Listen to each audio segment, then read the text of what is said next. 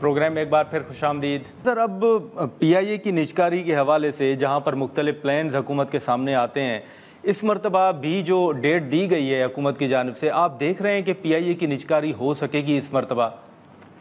دیکھیں، پہلے ہی پی آئی اے کی نجکاری فیل کیوں ہوئی، اس میں سوچنے والی بات ہے۔ انہوں نے ٹرمز اینڈ کنڈیشنز ایسی رکھی کہ ظاہر سی بات ہے کوئی سیریس بائر، آپ نے اینڈ میں دیکھ لیا، وہ ایک کوئی ریل اسٹیٹ کی کوئی کمپنی تھی، وہ پتہ نہیں، وہ بھی ایسی کوئی عجیب، کبھی نام ہی نہیں سنا، اس نے جا کے بڈ ڈال دی، تو اور باقی سب نے ریفیوز کر دیا بڈ دینے سے۔ اس سے یہ پتہ چلتا ہے کہ پرائیویٹائزیشن ہی فلاڈ تھی ڈے ون سے، اور ہمیں جو پریزنٹیشن دی انہوں نے، اسی سے مجھے اندازہ ہو گیا تھا کہ یہ پرائیویٹائزیشن نہیں ہوگی اور کوئی سیریس بائر نہیں آئے گا۔ مگر اب جو ایک سال انہوں نے ضائع کر دیا، نہیں تو اگر اسی وقت یہ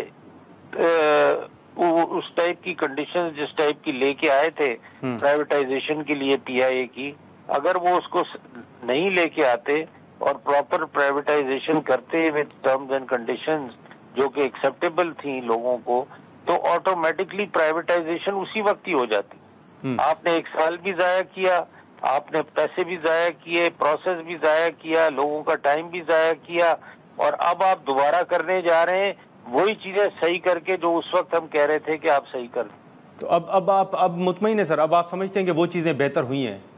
دیکھیں، اگر وہ چیزیں صحیح ہو گئی ہیں، ابھی تک ہمیں کوئی پریزنٹیشن نہیں ملی دوبارہ، مگر اگر وہ چیزیں صحیح ہو گئی ہیں پھر مجھے امید ہے کہ پرائیویٹائزیشن ہو جائے گی۔ لیکن سر اب جتنے نکات آگے چلیں یہ نجکاری کے حوالے سے یا بجٹ کے حوالے سے، تو بطور اتحادی جماعت سر آپ نے کوئی تجاویز یقیناً دینی ہوں گی، تو کوئی ایک آدھی تجویز اگر شیئر کرنا مناسب سمجھے سر؟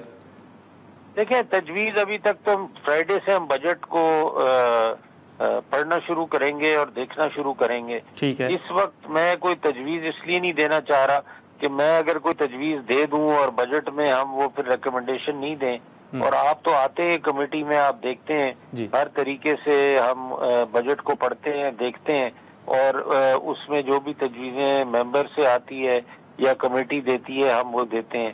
تو ہم تو کوشش کریں گے، جیسے کوئی آج بات ہوئی کچھ لوگوں سے، پینشن 10 سال کے لیے کر دی ہے اور اس کے بعد وہ ختم ہو جائے گی، تو وہ بیسیکلی ہم ان چیزوں کو ہم دیکھیں گے جو پبلک انٹرسٹ میں ہوں گے۔ سر بجٹ میں آپ کے تحفظات دور ہوئے ہیں جو پیپلز پارٹی کے تحفظات تھے؟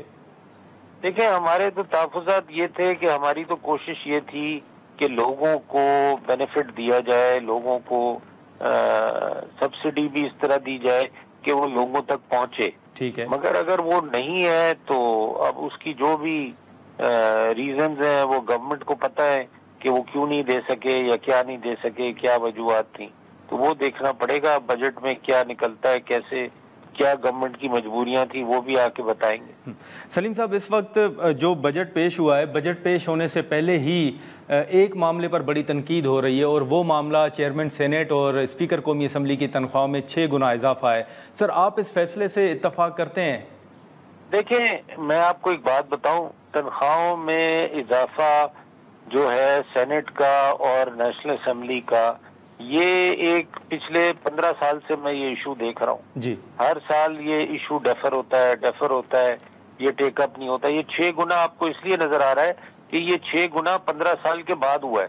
اچھا، تو اگر آپ ریگولرلی ان کی بھی تنخواہیں، جیسے ہم بڑھاتے رہیں لوگوں کی تنخواہیں، آپ سپریم کورٹ کی تنخواہیں دیکھ لیں، آپ دوسرے لوگوں کی تنخواہیں دیکھ لیں، جس طریقے سے ہر سال بڑھتی رہے تو آپ کو یہ 6 گنا نظر نہ آئے، آپ کو شاید یہ 1 گنا بھی نظر نہ آئے۔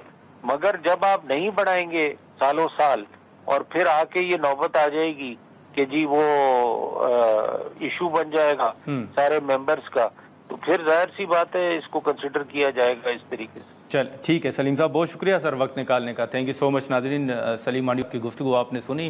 اب اتحادی جماعت پیپلز پارٹی کے سولر پینل کے حوالے سے تو تحفظات آ رہے ہیں، لیکن دیکھنا ہوگا کہ باقی تجاویز پھر وہ کون سی تیار کر کے حکومت کے حوالے کرتے ہیں۔